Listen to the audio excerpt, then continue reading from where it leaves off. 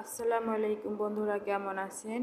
তো আবারও বরাবরের মতো চলে আসলাম আপনাদের সাথে আবারও নতুন একটি রেসিপি শেয়ার করার জন্য। তো আজকে আমি রান্না করে দেখাবো ধুন্দুল দিয়ে পাবদা মাছ কিভাবে রান্না করতে হয়।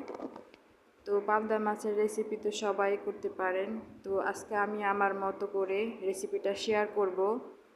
তো আশা করছি আমার এই ভিডিওটি আপনাদের কাছে ভালো লাগবে। তো চলুন শুরু করছি আজকের রেসিপি। তো এর জন্য আমি প্রথমে 4টা পাবদা মাছ ধুয়ে পরিষ্কার করে নিয়েছি। তো এখন এর মধ্যে দিয়ে দিব পরিমাণ মতো সামান্য একটু লবণ, আর এখন এর মধ্যে দিয়ে দিচ্ছি সামান্য একটু হলুদের গুঁড়ো, সামান্য একটু মরিচের গুঁড়ো। তো এখন এগুলো ভালোভাবে মাছের সাথে মেখে নিয়ে রেস্টে রেখে দিব 5 থেকে 10 মিনিটের মতো। তো এরই মধ্যে আমি মাছ দিয়ে রান্না করব ধুন্দুল দিয়ে, তাই ধুন্দুলটা আমি আগে থেকেই কেটে রেখে দিয়েছি। তো এখন আমি মাছগুলো ভেজে নিব। তো একটা প্যান বসিয়ে এর মধ্যে পরিমাণ মতো তেল দিয়ে দিয়েছি। তো একটা একটা করে প্যানে মাছ দিয়ে দিচ্ছি ভাজার জন্য। তো আমি মাছগুলো উল্টিয়ে পাল্টিয়ে ভেজে নিয়েছি। তো এখন ভাজা শেষ, এখন আমি একটা প্লেটে তুলে নিচ্ছি একটা একটা করে। তো একই প্যানের মধ্যে আবারও আমি দিয়ে দিচ্ছি পেঁয়াজ কুচি। এখন পেঁয়াজ কুচি দিয়ে আমি হালকা ব্রাউন কালার করে ভেজে নিব। তো পেঁয়াজগুলি ভেজে নেওয়া শেষ, এখন এর মধ্যে আমি দিয়ে দিব মশলা। তো প্রথমে দিয়ে দিচ্ছি 1 টেবিল চামচ পরিমাণ আদা রসুনের পেস্ট, দিয়ে দিচ্ছি হাফ চা চামচ মরিচের গুঁড়ো, সামান্য হলুদের গুঁড়ো, দিয়ে দিচ্ছি ধনিয়ার গুঁড়ো হাফ চা চামচ, স্বাদ মতো লবণ। তো এখন এগুলো মশলাগুলি আমি ভালোভাবে কষিয়ে নিব। তো এর মধ্যে সামান্য একটু পানি অ্যাড করে দিচ্ছি, এতে মশলাটা যাতে না পুড়ে যায় তার জন্য। এখন আবারও আমি নেড়ে চেড়ে মশলাটা কষিয়ে নিব।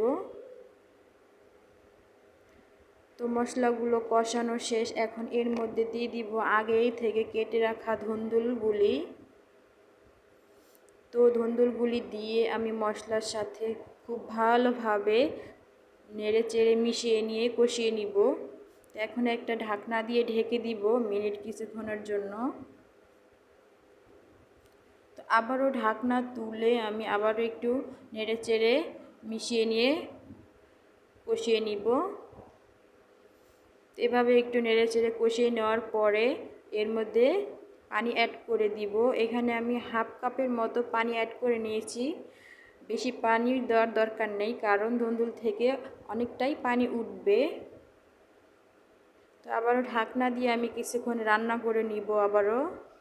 তো ঢাকনা তুলে এখন আবার একটু নেড়ে চেড়ে দিচ্ছি।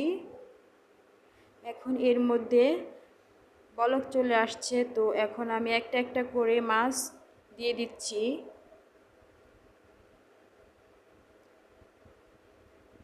তো মাছগুলো দিয়ে আমি একটু নেড়ে চেড়ে দিচ্ছিলাম। এই পর্যায়ে আমি 4-5টা আস্ত কাঁচামরিচ দিয়ে আবারও ঢেকে কিছুক্ষণ রান্না করব। তো আবারও ঢাকনা তুলে এখনও আবার একটু সামান্য জিরার গুঁড়া দিয়ে দিব উপর থেকে, এতে স্বাদটা ভালো আসবে। এখন একটু মিশিয়ে নিচ্ছি। তো হয়ে গেল আমার পাবদা মাছের রেসিপি। তো আমার আজকের রেসিপি দেখতে কেমন হয়েছে অবশ্যই কমেন্ট করে জানাবেন। একটা লাইক দিয়ে পুরো ভিডিওটা কন্টিনিউ করবেন। আজকে এই পর্যন্তই, আল্লাহ হাফেজ।